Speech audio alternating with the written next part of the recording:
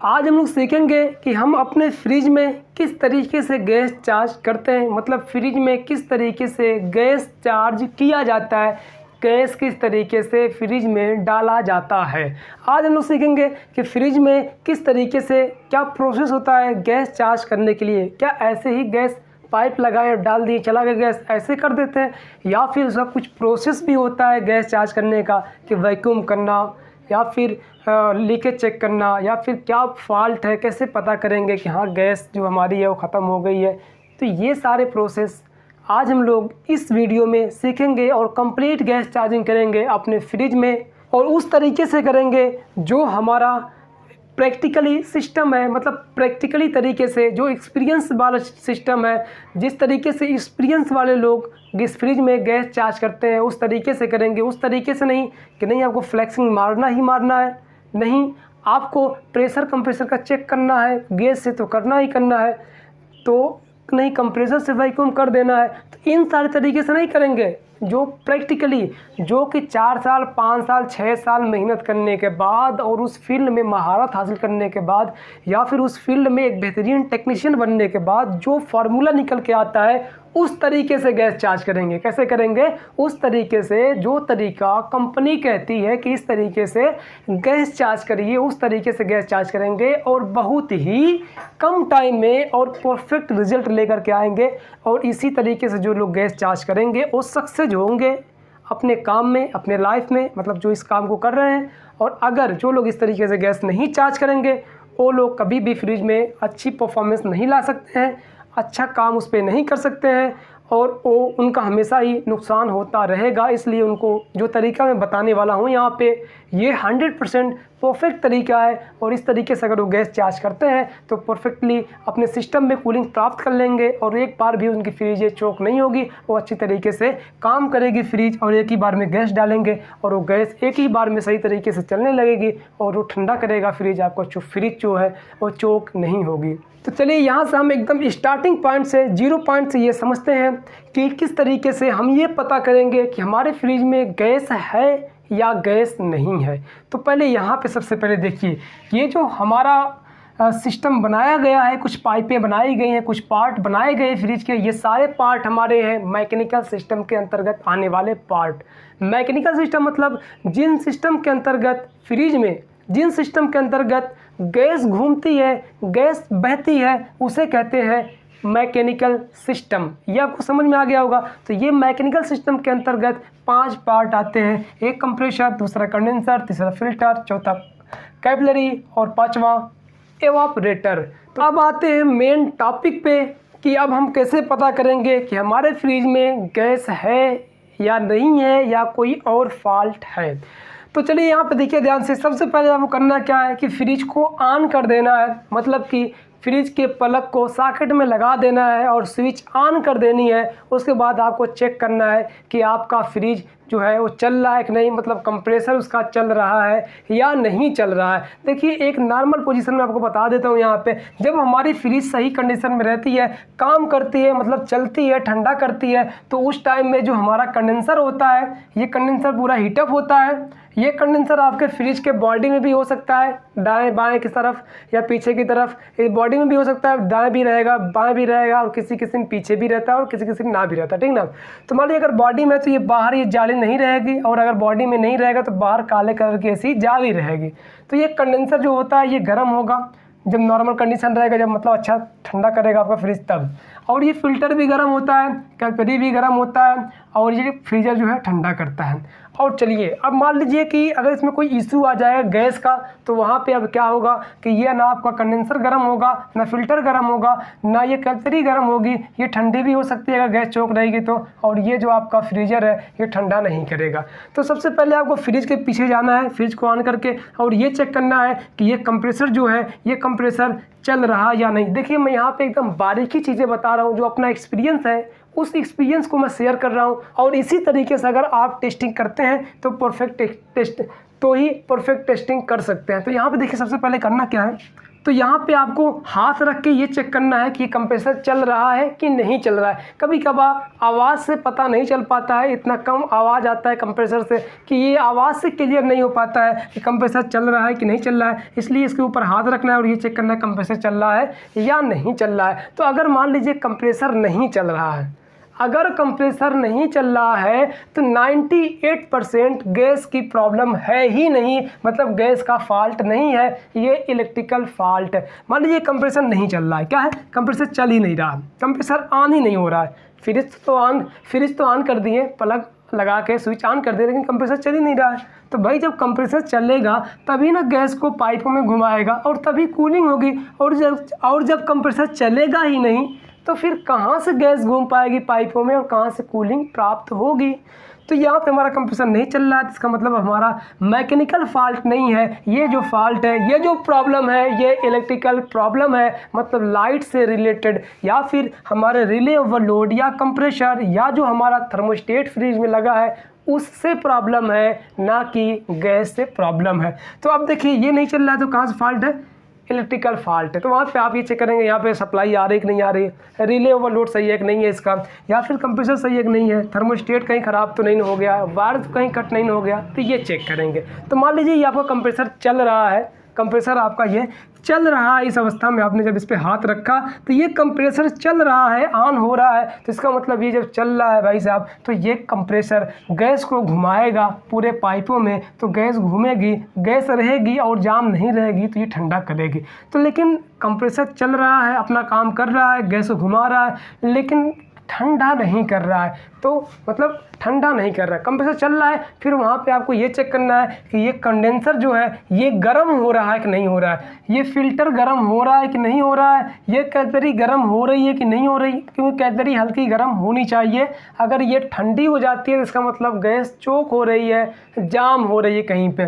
तो ये क्लियर हो गया। अब ये यहाँ पे चेक करना है कि फ्रीजर जो आपका है ये ठंडा हो रहा है कि नहीं हो रहा है। अगर इसका उल्टा सेम होता है, मतलब ये गर्म होना चाहिए, ये एकदम नॉर्मल है, या ठंडा है या नॉर्मल है, ये कैटरी भी नॉर्मल है, ये भी एकदम नॉर्मल हो गई है, फ़िल्टर भी नॉर्मल हो गया है, और ये जो आपका इवापोरेटर है ये ठंडा नहीं हो रहा है, तो इसका मतलब क्या होगा कि ये आपकी जो गैस है ये गैस की प्रॉब्लम है, मतलब गैस या तो लीक हो गई है या तो गैस हमारी कहीं पे जाम हो रही है, फंस रही है, चोक हो रही है। अगर ये कंप्रेसर चल रहा है और ऐसा सिचुएशन आता है, मतलब ये सारी चीज़ें आती है कि मतलब कंडेंसर ठंडा रहता है, फिल्टर ठंडा रहता है, ये जो जिसको ठंडा होना चाहिए फ्रीजर को गर्म रहता है, मतलब ठंडा नहीं होता है, नॉर्मल रहता है, इसका मतलब इसमें गैस की ही फॉल्ट है, इसमें गैस की प्रॉब्लम है। अब आपको करना है गैस चार्जिंग इसमें। तो अब गैस चार्जिंग कैसे करेंगे इसको स्टार्टिंग से समझते हैं। तो अब देखिए गैस का फॉल्ट तो हमने क्लियर एकदम कर लिया कि हमारा इसमें गैस का ही फॉल्ट है, गैस का ही फॉल्ट है, 100% ये क्लियर हो गया। अब इसमें गैस कैसे चार्ज करेंगे इसको समझिए ध्यान से। अब यहाँ पे दो चीज़ें हो सकता है, या तो लीक होगा या चोक होगा, एक और आएगा कंप्रेसर की पंपिंग। तीन चीज़ें आ सकता है फॉल्ट में, गैस चोक होना और जाम होना, ये 95% उम्मीद है, 5% उम्मीद है, मतलब 5% ये उम्मीद है कि कंप्रेसर की पंपिंग डाउन हो गई होगी, ख़त्म हो गई होगी। पंपिंग का मतलब प्रेशर, कंप्रेसर का जो प्रेशर है, मतलब जितनी तेज़ी से वो खींच रहा है गैस को और जितनी तेज़ी से फेंक रहा है उतनी तेज़ी से अब खींच फेंक नहीं पा रहा है, या एकदम खींच और फेंक नहीं पा रहा कंप्रेसर। इसके वजह से ये हमारी जो फ्रिज है ये ठंडा नहीं कर रही है। ये तीन फॉल्ट है। अब इन तीनों कैसे क्लियर करेंगे इसको समझिए स्टेप बाय स्टेप।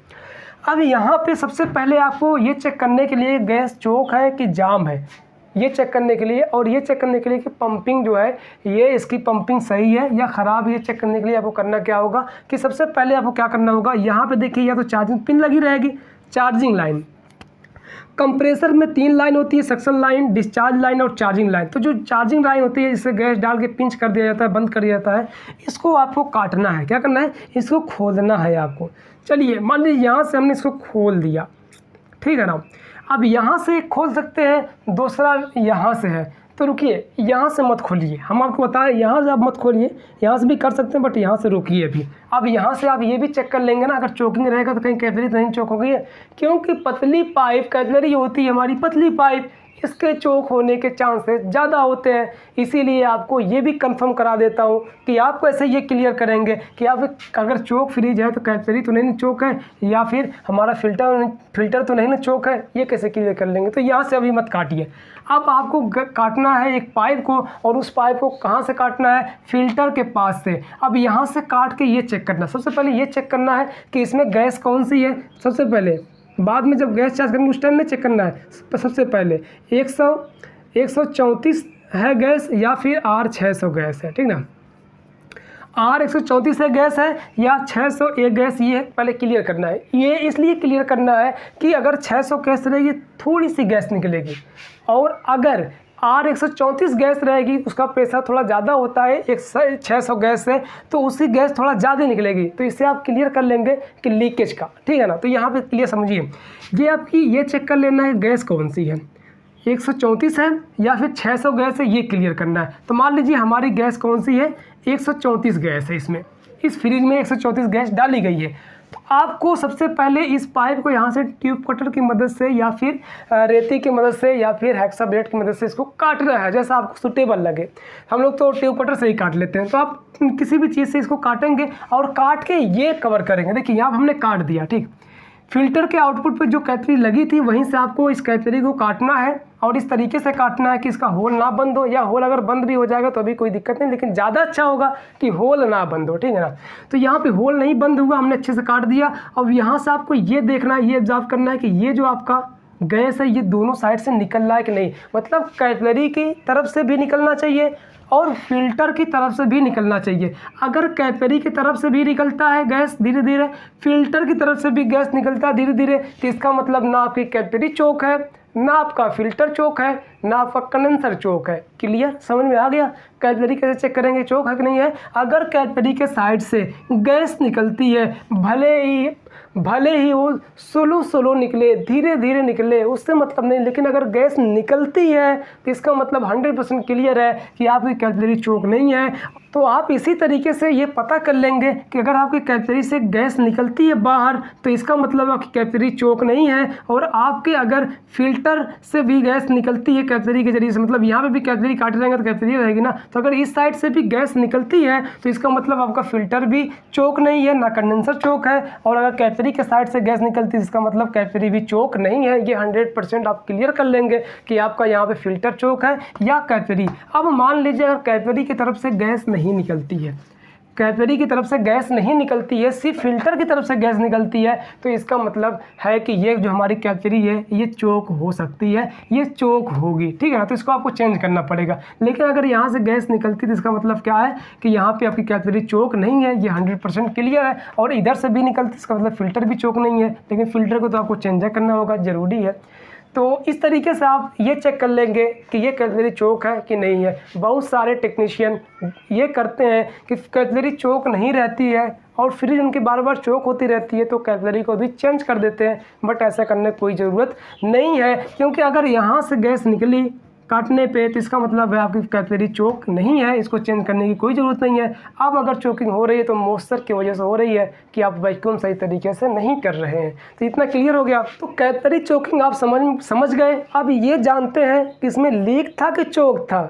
कभी कभार चोक हो जाता है और लीक हो जाता है। अब ये कैसे पता करेंगे, तो पहले जब मैंने आपको बताया कि आप ये जो गैस देख लेंगे कि R600 गैस है कि R134 गैस है, तो अगर मान लीजिए अगर 600 गैस है ना तो इससे थोड़ी सी गैस अगर भी निकल जाती है ना तब भी मानेंगे कि इसमें चोकिंग नहीं है, क्योंकि इसका प्रेशर 0 PSI होता है। और स्टैंडिंग मतलब जब फ्रिज बंद रहेगी उस टाइम जब नापेंगे तो 40 PSI होता है। तो प्रेशर कम है, प्रेशर कम है तो गैस भी थोड़ा ही निकलेगी ना।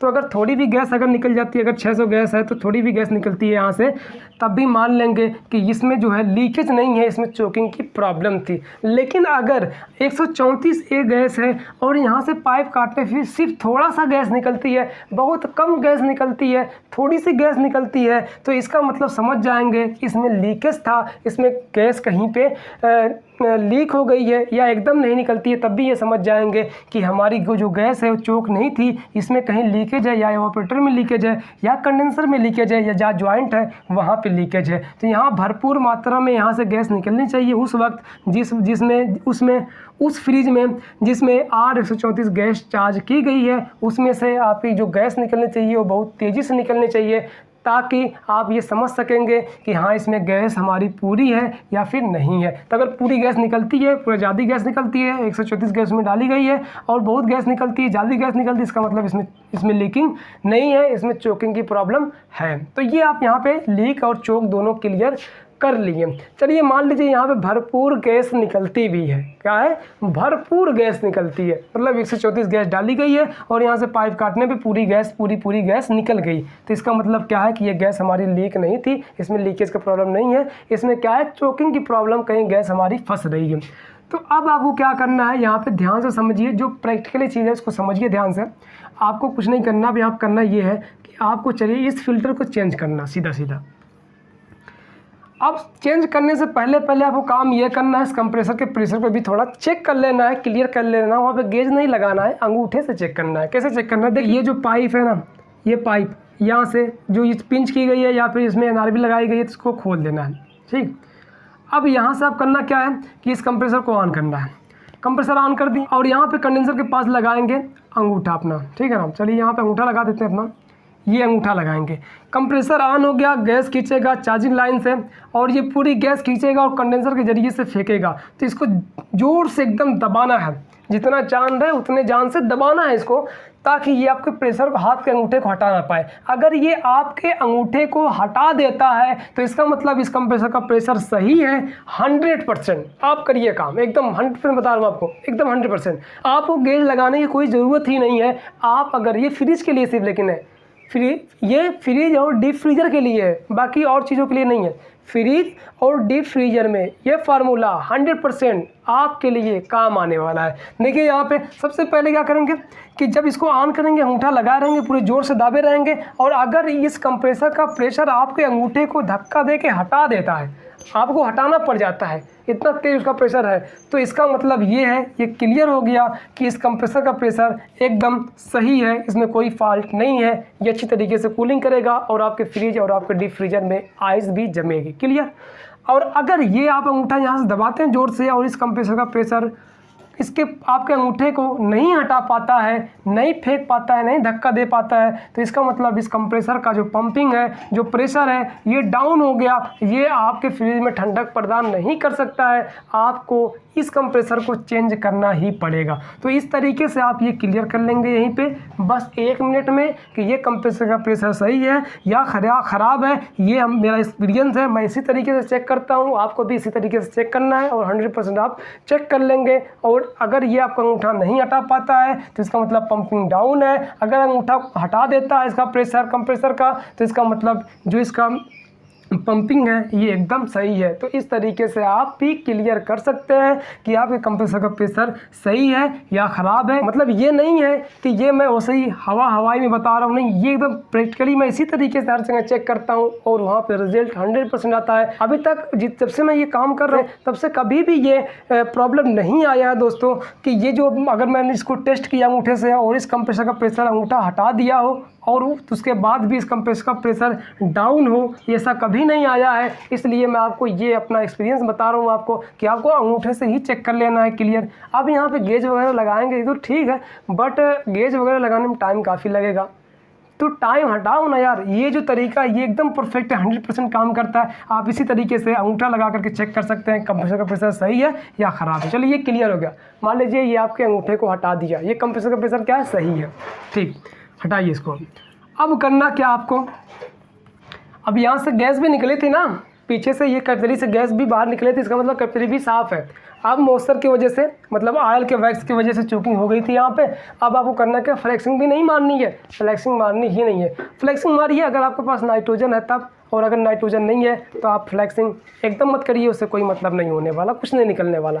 और जो चोकिंग की प्रॉब्लम से है ना, कि चोकिंग के लिए समझते हैं सब, तो चोकिंग की बात है तो चोकिंग के लिए मैं आपको 3-4 वीडियो बना चुका हूँ, और उसे मैं इस वीडियो के डिस्क्रिप्शन में दे दूँगा और नीचे, और वहाँ पर डिस्क्रिप्शन जा करके उस चोकिंग की प्रॉब्लम से कैसे बचते हैं 100% उसको जाकर देख सकते हैं, फिर आपके भी फ्रिज कभी चोक नहीं होगी। तो अब यहाँ पे फ्लैक्सिंग करने की कोई ज़रूरत नहीं है, क्योंकि अगर यहाँ पे इधर से भी हवा निकली थी, मतलब फिल्टर की तरफ से भी हवा निकली थी बाहर, गैस निकली थी बाहर, और कैथरी की तरफ से भी गैस बाहर निकली थी, इसका मतलब दोनों पाइप, मतलब इवापोरेटर भी फ्री है, साफ़ है, और कंडेंसर भी साफ़ है। ये चोक हुई है कंप्रेसर से जो ऑयल का वैक्स निकला, ऑयल की वजह से, वो मतलब ऑयल से जो वैक्स निकला है उसके वजह से ये चोक हुई है। तो अब आपको करना कैसे, फ़िल्टर चेंज करना है, नया फ़िल्टर यहाँ पर लगाना है, सीधा सीधा नया फ़िल्टर यहाँ पे लगा करके सीधा वो करना क्या, यहाँ पे गैस चार्जिंग करना है। देखिए ये हमने लगा दिया यहाँ पे नया फ़िल्टर,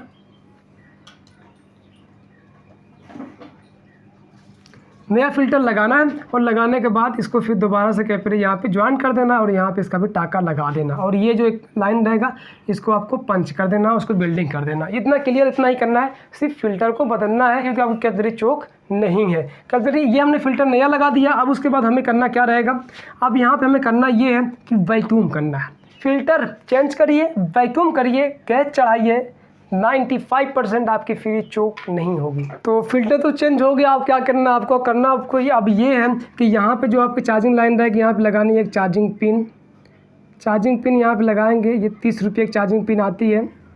इस चार्जिंग पिन को आप यहाँ पे लगाएंगे, इसमें चूड़ी बनी रहेगी, और यहाँ पे बिल्डिंग कर देंगे, ठीक ना। यहाँ बिल्डिंग करने के बाद आपको करना क्या है, अब यहाँ पे ध्यान से देखिए, यहाँ पे लेना है एक गेज, मतलब जो कंपाउंड गेज के नाम से इसको जाना जाता है। ये कंपाउंड गेज होता है जो कि वैक्यूम करने और गैस चार्ज करने के लिए इसका प्रयोग किया जाता है अपने रेफ्रिजरेशन सिस्टम में, मतलब अपने ठंडा करने वाली मशीनों में इसका प्रयोग किया जाता है गैस चढ़ाने के लिए। तो यहाँ पे देखिए ये हो गया आपका, और यहाँ पे ये इसकी चूड़ी है, और यहाँ पे एक हैंडल बना रहेगा, और ये चूड़ी है, और ये कंपाउंड गेज, ये -30 तक रहेगा, ये 0 रहेगा यहाँ पे, फिर और फिर रीडिंग रहेगी। हो गया। अब यहाँ पे आपको करना क्या है, करना सबसे पहले वैक्यूम करना है। तो जो वैक्यूम पंप रहेगा उसी से वैक्यूम करना है। अब यहाँ पे मेन चीज़ देखिए, फ्लैक्सिंग वो लोग करते हैं जो लोग वैक्यूम पंप से वैक्यूम नहीं करते हैं, डरते वो लोग हैं जो लोग वैक्यूम पंप से वैक्यूम नहीं करते हैं, टेंशन में वो लोग रहते हैं, रिटर्न कंप्लेन उनका ज़्यादा आता है जो लोग वैक्यूम पंप से वैक्यूम नहीं करते हैं। हमारे जो ठंडा करने वाली मशीनें हैं ना, उसमें जब गैस चढ़ा रहे हो तो वहाँ पे वैक्यूम पंप 95% बहुत ज़्यादा रोल प्ले करता है। ज़रूरी है हमारा वैक्यूम पंप वहाँ पे यूज करना वैक्यूम करने के लिए, क्योंकि लोग वैक्यूम नहीं कर पाते हैं सही तरीके से, और कंप्रेसर से या फिल्टर के यहाँ से वैक्यूम करने की वजह से उनकी फ्रीजें बार बार चोक हुआ करती है, मॉइस्चर की वजह से, कचरे की वजह से नहीं है। मॉइस्चर मतलब कुछ नमी अंदर रह जाती है वैक्यूम सही ना हो पाने की वजह से, तो जाके यहीं पे कैटलरी के आउटपुट पे जा कर के और एवापोरेटर के इनपुट पे जाके वही बर्फ़ बन जाता है मॉइस्चर, और फिर ये पाइप हमारी जाम हो जाती है। तो अगर वहीं पे जाम हो गई, फिर गैस निकल, वहीं पर अगर वैक्यूम पंप लगा करके अच्छे से वैक्यूम करके गैस चार्ज कर दें, फिर वहाँ पर जमेगी ही नहीं गैस, तो फिर चोक होगी ही नहीं। तो आपको क्या करना है, गलती नहीं करनी है, कंप्रेसर से वैक्यूम नहीं करना है, ना ही सेल्फ वैक्यूम मानना है, आपको लेना है एक वैक्यूम पंप, और उस वैक्यूम पंप के ज़रिए से आपको करना है वैक्यूम। तो मान लीजिए हमारे पास एक वैक्यूम पंप है, ये वैक्यूम पंप हमारे पास एक है, और वैक्यूम पंप से हम करेंगे वैक्यूम। तो सबसे पहले क्या करना है आपको कि यहाँ पे आपको मिलेगी एक चार्जिंग पाइप कैसी रहती है, एक रबड़ की पाइप रहेगी, उसके दोनों तरफ चूड़ीदार नट लगे रहेंगे, वही हो जाएगी हमारी चार्जिंग पाइप। तो उससे हम क्या करते हैं, गैस चार्ज करने के लिए उसका इस्तेमाल करते हैं। तो यहाँ पे देखिए एक हिस्सा ये हो गया चूड़ीदार वाला नट यहाँ पे, और इसको यहाँ पे कस देंगे इसके इनपुट पे सीधा नीचे वाले पे, और ये वाला हिस्सा ले जा करके हम जोड़ देंगे अपने कंप्रेसर के चार्जिंग लाइन पे, ये जाके दूसरा लाइन इसका जोड़ देंगे चार्जिंग पाइप की। और जो इसका आउटपुट वाला हिस्सा है, सिरा है, इसको हम उठाएँगे यहाँ से, देखिए इसको यहाँ से लेंगे और ला करके सीधा जोड़ देंगे हम अपने वैक्यूम पंप पे। एक लाइन लगेगी हमारी सिस्टम वाले कंप्रेसर पे, और एक लगेगा पाइप हमारा वैक्यूम पंप पे। मतलब आप वो कंपाउंड गेज लगाएंगे तो उसके नीचे वाला हिस्सा जो सिरा जो है, जो लाइन है, वो इनपुट की होती है, ये हमेशा आपके सिस्टम पे कनेक्ट होगी, और जो बगल वाला रहता है साइड वाला वो हमेशा आउटपुट होता है, जिसको आप हमेशा गैस के सिलेंडर पे लगाएंगे या वैक्यूम पंप पे लगाएंगे। समझ में आ गई बात, ये क्लियर हो गया। तो अब यहाँ पे आप एक चीज़ कहेंगे कि यार हमने ये पाइप वाइप खोली थी तो यहाँ पे हो सकता है हमने वेल्डिंग मारा, ज्वाइंट मारा, तो यहाँ पे लीकेज का भी शंका हो, डर हो कहीं गैस चार्ज करें तो फिर क्या होगा कि फिर ये लीकेज हो जाएगा, निकल जाएगा। तो चलिए मान लीजिए पहले ही मैं आपको बता देता हूँ एक सिंपल सा तरीका, जो कि आप इसमें प्रेशर भी बिना कंप्रेसर के चढ़ा सकते हैं। वो तरीका क्या है कि देखिए आपको करना क्या है, ये चलिए हटाइए यहाँ से, वैक्यूम पंप से लाइन खोल दीजिए, हटाइए यहाँ से, चलिए वैक्यूम पंप से लाइन खोल दिए, ये लाइन इधर है। आपको करना क्या है कि यहाँ से आपको कंप्रेसर को करना है स्टार्ट, और कंप्रेसर स्टार्ट करते ही आपको क्या करना होगा, इस गेज को खोल देना होगा। गेज को क्या करेंगे, खोल देंगे। जब ये खोलेंगे तो कोई लाइन, सब लाइन तो इसमें जुड़ी हुई है, एक लाइन सिर्फ खुली है। तो यहाँ पे जब ये ऑन रहेगा, कंप्रेसर स्टार्ट होगा तो क्या होगा, ये इधर से गैस खींचेगा, हवा बाहरी खींचेगा और उधर से हवा खींचेगा चार्जिंग लाइन से, और कहाँ भरेगा, इन सभी पाइपों में भरेगा। और ये लगभग 20 PSI गैस इन सारे पाइपों में भर देगा। तो यहाँ से गैस मतलब यहाँ से हवा आना अंदर बंद हो जाएगी। जब आपको लगे कि अब अंदर हवा नहीं आ रही है फ्रिज के अंदर, तो आपको सबसे पहले गेज को बंद करना है। चलिए इसको ऑफ करना है, और ऑफ करने के बाद आपको इसको भी ऑफ कर देना है। अब यहाँ पे कितना PSI आ गया, 20 PSI गैस इसमें अंदर, मतलब हवा इसमें, बाहरी हवा लीकेज चेक करने के लिए 20 PSI आ गई। और लीकेज अगर ज्वाइंट का चेक करना है दोस्तों तो 20 PSI बहुत है। अब क्या है कि यहाँ पे आप यहाँ से चेक कर सकते हैं, भाई 20 PSI पे आया तो सुई भी आपकी 20 PSI चली जाएगी, 0 से उठ के 20 PSI पे, क्योंकि इसमें प्रेशर भर चुका है, बाहरी हवा अंदर आ चुकी है इसी कंप्रेसर से। तो अब यहाँ पे आपको चेक करना है, यहाँ पे झाग लगा के चेक कर लीजिए, यहाँ पे चेक कर लीजिए ज्वाइंट पे, और बाकी ये जो भी ज्वाइंट मारे थे आप वहाँ पे चेक कर लीजिए, और यहाँ पे भी चेक कर लीजिए।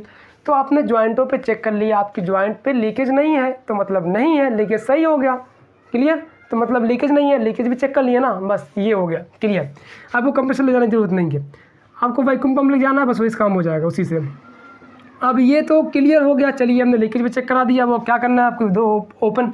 तो अब आपको करना क्या है, ये जो आपका कंपाउंड गेज रहेगा इसका हैंडल, इसको ऑन करना है, जिससे कि इसके अंदर की सारी जो गैस अंदर भरी थी पहले, वो सारी गैस वातावरण में फिर से निकल जाएगी, फिर से ये 0 PSI प्रेशर इसके अंदर हो जाएगा। तो अब यहाँ पे लीकेज भी चेक कर लिए, तो अब आपको क्या करना है, इसको जोड़ना है अपने कंपाउंड गेज में, अपने इस लाइन को, जो आउटपुट वाली लाइन है, जो चार्जिंग पाइप है। अब इसको देखिए, ये जो आपका कंप्रेसर रहेगा ये अब इस ऑफ रहेगा, और ये जो ऑन रहेगा, आपका वैक्यूम पंप ऑन होगा और ये ऑफ रहेगा, और यहाँ पे ये हैंडल भी ऑन रहेगा, तभी ना इसके अंदर के सारा मॉइस्चर और एयर बाहर खींचेगा ये वैक्यूम पंप। तो अब जब ये चलेगा तो क्या होगा कि ये देखिए यहाँ से खींचेगा हाँ, यहाँ से एयर आ रहा है, तो ये खुला हुआ है, तो यहाँ से देखिए, ये देखिए ये इधर तक, तो फिर ये क्या करेगा इधर से। अब यहाँ पे एक समझने वाली चीज़ है, यहाँ पे देखिए ध्यान से, ये इधर से नहीं खींचेगा, इधर से कभी भी नहीं खींच सकता। क्यों? क्योंकि यहाँ पे लगा होता है एक वाल्व, तो ये जो वाल्व लगा होता है, ये वाल्व इसको बंद कर देता है। जब ये बंद होता है कंप्रेसर, तो ये जो डिस्चार्ज लाइन होती है ये बंद हो जाती है, सिर्फ 2 लाइनें खुली होती है, एक सक्शन लाइन और एक चार्जिंग लाइन। तो जब यहाँ से ये खींचेगा तो किधर से खींचेगा, सक्शन लाइन के जरिए से, मतलब यहाँ से देखिए, यहाँ से इसके अंदर की पूरा खींचेगा, और इस कैटरी के जरिए से ये जो आपका कंडेंसर है, इस कंडेंसर के अंदर से देखिए, अब ध्यान से यहाँ समझिएगा, ये वैक्यूम पंप यहाँ से इधर से नहीं खींचेगा, मतलब इधर से हवा नहीं निकल सकती, यहाँ पे जा सकती है। क्यों? क्योंकि यहाँ पे वाल्व लगा डिस्चार्ज लाइन पे, तो ये बंद है, ये अंदर हवा जा ही नहीं सकती है, ना ही ये हवा इधर से, ये हवा इधर से ये वैक्यूम पंप नहीं खींच सकता डिस्चार्ज लाइन के जरिए से।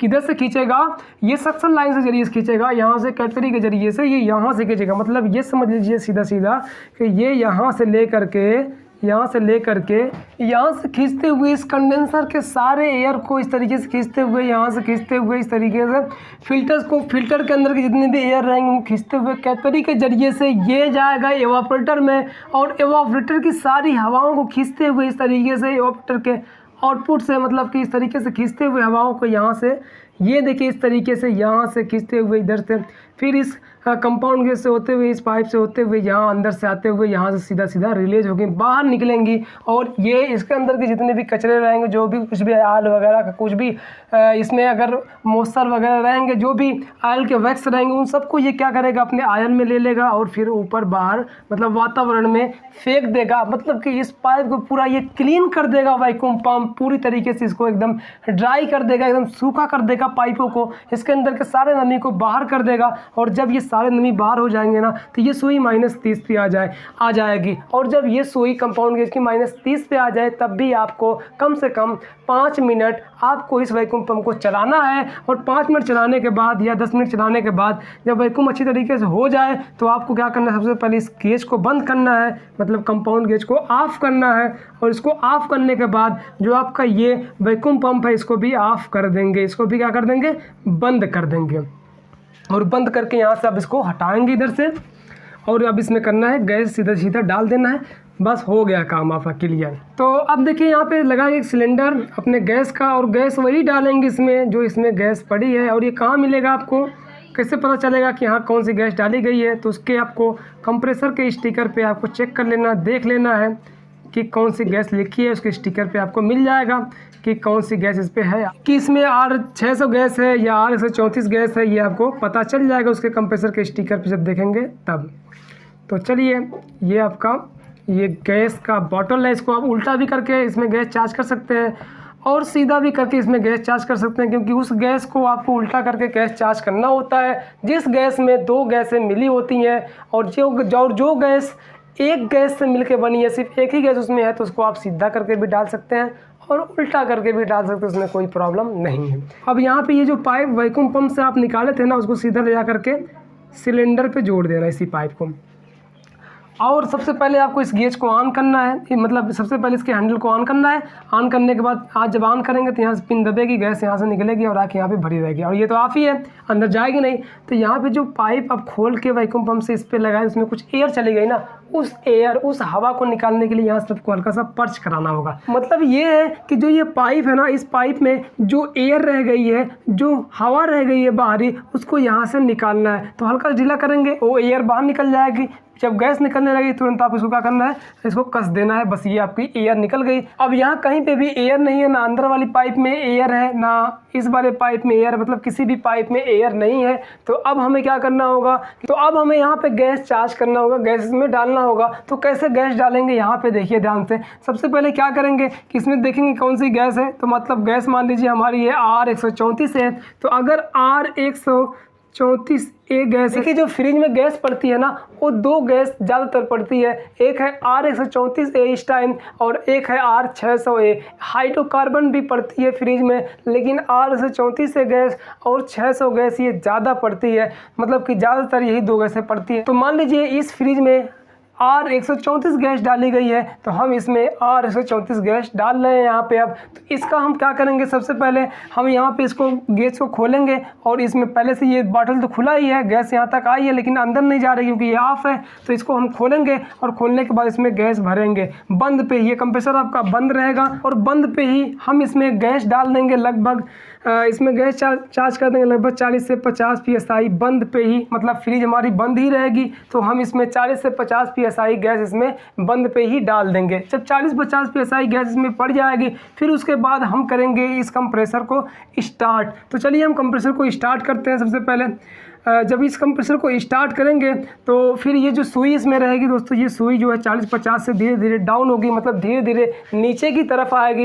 ये धीरे धीरे नीचे आते आते ये 0 पे आ जाएगी, या फिर 0 से भी कम आ जाएगी, या 0 से ऊपर रहेगी। तो आपको इस गैस को सेट करना है 10 PSI पे। कितना, 10 PSI। देखिए गैस का 2 प्रेशर होता है, एक होता है स्टैंडिंग प्रेशर और दूसरा होता है रनिंग प्रेशर। स्टैंडिंग प्रेशर मतलब ये है कि जब हमारा कंप्रेसर बंद रहता है तो उस टाइम जो प्रेशर बताता है गेज, वो स्टैंडिंग प्रेशर बताता है। और जब हमारा फ्रिज चल रहा होता है, मतलब कंप्रेसर चल रहा होता है, उस टाइम जब ये गेज उसका प्रेशर बताता है गैस का, तो वो रनिंग प्रेशर बताता है। तो रनिंग प्रेशर कितना होना चाहिए, R134 है गैस का, वो होना चाहिए 10 PSI या 8 PSI, मतलब 8 से 10 PSI के बीच में ये होना चाहिए प्रेशर, रनिंग प्रेशर इस R134 गैस का। तो यहाँ पे देखिए, मान लीजिए हम यहाँ पे फिर गैस चार्ज करेंगे, फिर यहाँ पे क्या करेंगे, धीरे धीरे इसको खोलते रहेंगे, बंद करते रहेंगे, मतलब इसको ऑन ऑफ करते रहना है धीरे धीरे। और धीरे धीरे इसमें कि जब गैस हमारी हो जाएगी, 10 PSI भी चली जाएगी, मतलब 8 और 10 के बीच में चली जाएगी, तो इस पर आपका गैस ये कंप्लीट हो जाएगा। मतलब जल्दबाजी नहीं करना है, धीरे धीरे गैस को चार्ज करना है। सिस्टम चल रहा है और थोड़ा सा अगर ये मान लीजिए 5 तक सुई पहुँची है, थोड़ा सा और गैस डालना है,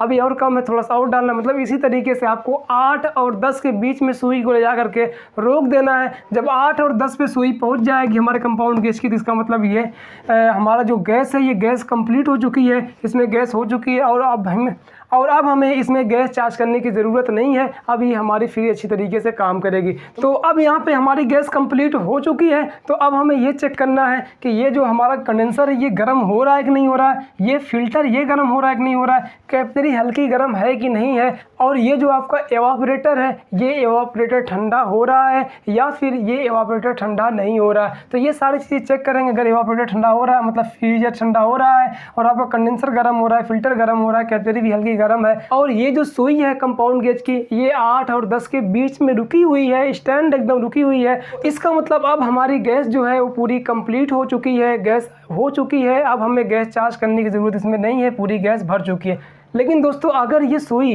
मान लीजिए पूरी गैस हो गई और उसके बाद 4-5 मिनट चला भी, लेकिन उसके बाद फिर क्या होगा कि ये सुई एकदम से 8-10 से नीचे आने लगती है, मतलब 8 से या 10 psi जहाँ पे रुकी थी वहाँ से एकदम से डाउन होने लगती है, और डाउन होके आ जाती है 0 पे, या फिर 0 से नीचे माइनस में आ जाती है, -30 तक आ जाती है। तो इसका मतलब है कि ये जो आपकी गैस है ये कहीं पर जाके चोक हो गई, जाम हो गई, सही से आप वैक्यूम नहीं किए थे इसके वजह से, या किसी और रीजन की वजह से ये चोक हो गई, जाम हो गई। लेकिन अगर ये सिचुएशन आता है दोस्तों ना कि कुछ देर चला और चलने के बाद चोक हुआ, तो इसका मतलब 100% क्लियर है कि वैक्यूमिंग प्रॉब्लम है। वो इसलिए क्योंकि जब ये आपका मॉइस्चर इसमें दौड़ रहा था और जैसे मॉइस्चर जो है, जो नमी यहाँ पे पहुँची, तो ये जब बर्फ़ यहाँ पे, क्योंकि ये माइनस में इसका टेम्परेचर होता है ना फ्रीजर का, तो 0 डिग्री सेल्सियस पे जो मॉइस्चर होता है, जो पानी होता है वो बर्फ़ बन जाता है। तो ये पानी जाके वहाँ पे बर्फ़ बन गया और ये गैस आपका रुक गई, आपकी गैस रुक गई, ये घूमना बंद हो गई, इससे कूलिंग ख़त्म हो गई और ये सुई माइनस में चली आई। तो अगर माइनस में आ गई तो इसका मतलब चोक हो गया, और अगर माइनस में नहीं आई तो ये फ्रिज आपकी चोक नहीं हुई। वैसे भी अगर आप इस तरीके से गैस चार्जिंग करेंगे, वैक्यूम पंप से वैक्यूम करेंगे, तो आपकी फ्रिज 95% चोक नहीं होगी।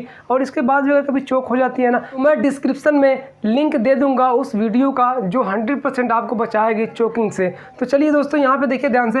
तो ये तो क्लियर हो गया। मान लीजिए 8 से 10 psi के बीच में आपने प्रेशर को रख दिया और ये गैस भी कंप्लीट हो गई, और अब आपको यहाँ पे चेक करना है कि ये कंडेंसर गर्म हो रहा है कि नहीं, पूरा फिल्टर भी गर्म हो रहा है कि नहीं, कैपिलरी भी नॉर्मल गर्म है कि नहीं है, फ्रीजर ठंडा हो रहा है कि नहीं हो रहा है, और थोड़ा सा इस फ्रीजर में हल्का सा ना पानी का छींटा मार देंगे और फिर चेक करेंगे। कुछ देर के बाद फ्रिज को दरवाजे बंद कर देंगे और फ्रिज चलती रहेगी, और 5 मिनट 6 मिनट के बाद चेक करेंगे तो वो जो आपका पानी रहेगा वो बर्फ़ बन जाएगा। और अगर वो पानी बर्फ़ बन जाता है या फिर पूरा फ्रीजर ठंडा रहता है अच्छी तरीके से, और फिर ये कंडेंसर भी गर्म हो रहा है, तो इसका मतलब क्या होगा दोस्तों कि आपका जो फ्रिज में है गैस है, ये गैस अच्छी तरीके से डाल चुके हैं आप। अब ये जो गैस है अगर ये चोक नहीं हुई, आपने 5 मिनट 10 मिनट चला के देख लिया और ये परफेक्टली काम कर रहा है और अच्छी तरीके से गैस घूम रही है, और यहाँ पे साथ में लीकेज भी चेक कर लेंगे जॉइंट पे लास्ट में भी एक बार कि कहीं से लीकेज नहीं हो रहा है। तो ये सारी चीज़ें अगर सही है तो अभी गैस कंप्लीट हो चुकी है। अब आपको एक काम करना है, यहाँ से आपको ये पिन, जहाँ पे पिन लगाए थे दोस्तों चार्जिंग पिन पे, यहाँ से आपको सीधा ये खोलना है यहाँ पे चार्जिंग पाइप, और खोल करके यहाँ से आपको अलग कर लेना है और यहाँ पे कैप को लगा देना है। या कैप लगा सकते हैं, या अगर पंच करना चाहते हैं यहाँ से पंचिंग टूल से पंच भी करके इसको लॉक कर सकते हैं, या फिर इसमें जो चार्जिंग वाल्व लगा रहेगा तो जैसे इसको खोलेंगे तो वाल्व ऊपर आ जाएगा और इसके अंदर की गैस बाहर निकलना बंद हो जाएगी, मतलब बाहर नहीं निकलेगी। जिस तरीके से आपके बाइक में छुच्छी लगी रहती है तो जब उसमें जो उसको दाबते हैं तभी गैस निकलती है, तभी हवा निकलती है, और अगर जब उसको छोड़ देते हैं तो छुच्छी ऊपर आ जाती है और उसके बाद क्या होता है कि हवा निकलना बंद हो जाता है। सेम उसी तरीके से इसमें ये छुच्छी लगी हुई है, मतलब इसमें जो वाल्व लगा है ये वाल्व भी यही काम करता है कि जैसे जब तक ये दबा रहेगा तब तक इसके अंदर हवा जा सकती है, निकल सकती है, और जैसे इसको छोड़ दिया जाएगा तो फिर इसके अंदर ना हवा जा सकती है, ना गैस जा सकती है, ना गैस निकल सकती है। तो यहाँ से इसको निकाल के कैप बंद कर देंगे तो ये आपके फ्रिज अच्छी तरीके से आप चेक कर लेंगे। थोड़ा एम्पियर भी चेक कर लेंगे कि एम्पियर कितना ले रहा है, तो उतना एम्पियर लेना चाहिए जितना उसके लेबल पे लिखा है, या फिर उस लेबल से कम एम्पियर ले रहा है तब भी ठीक है, लेकिन उससे ज़्यादा नहीं लेना चाहिए। तो ये सारी चीज़ चेक करने के बाद और कूलिंग को देखने के बाद सब सही है, तो इसका मतलब अभी हमारी गैस पूरी कंप्लीट हो चुकी है और ये परफेक्ट तरीके से कूलिंग करेगी, और हमारी फ्रिज अब अच्छी हो चुकी है, अब ये बेहतरीन तरीके से चल रही है और ये अच्छी तरीके से हम हमारे फ्रिज में रखे हुए सामान को ठंडा करेगी और ये अब परफेक्ट बन चुकी है। तो इसी तरीके से गैस चार्ज करेंगे तो कम टाइम में आप गैस भी चार्जिंग कर लेंगे और अच्छा रिजल्ट भी आपकी फ्रिज देगी, क्योंकि आपने वैक्यूम अच्छी तरीके से किया है। तो आपको करना क्या है, आपको फ़िल्टर को निकालना है और यहाँ पे चेक करना है कि यहाँ पे ये जो कैपिलरी यहाँ से भी एयर निकल रही है कि नहीं निकल रही है, और ये जो आपका फ़िल्टर है यहाँ से भी हवा निकल रही है कि नहीं निकल रही है। तो अगर ये निकलती है हवा दोनों तरफ से, मतलब कि चोकिंग नहीं है। अब यहाँ से आपको इस तुरंत जोड़ना है, यहाँ पे फ़िल्टर दूसरा नया लगाना है और नया फ़िल्टर लगाने के बाद आपको वैक्यूम करना है, वैक्यूम करके गैस डालना है। ये परफेक्ट तरीके से सिस्टम आपको काम करना शुरू कर देगा। इसमें चोकिंग की प्रॉब्लम ऑयल के वैक्स की वजह से, ऑयल की वजह से जो होता है चोकिंग प्रॉब्लम, ऑयल के वैक्स की वजह से ये ज़्यादा होता है। और इसमें कचरे की वजह से हमारी जो फ्रिज की पाइपें जल्दी चोक नहीं होती है। हमारे फ्रिज में 100-200 फ्रिज अगर आपको रिपेयर करेंगे तो 1 या 2 फ्रिज ऐसी मिलेंगी जिसमें कचरे की वजह से चोकिंग हुई है, बाकी ज़्यादातर फ्रिजें वही मिलेंगी जिसमें कि ऑयल के वैक्स की वजह से ये आपकी फ्रिज चोक हुई थी। तो इस तरीके से आप सही कर सकते हो दोस्तों। तो बस आज के लिए इतना ही।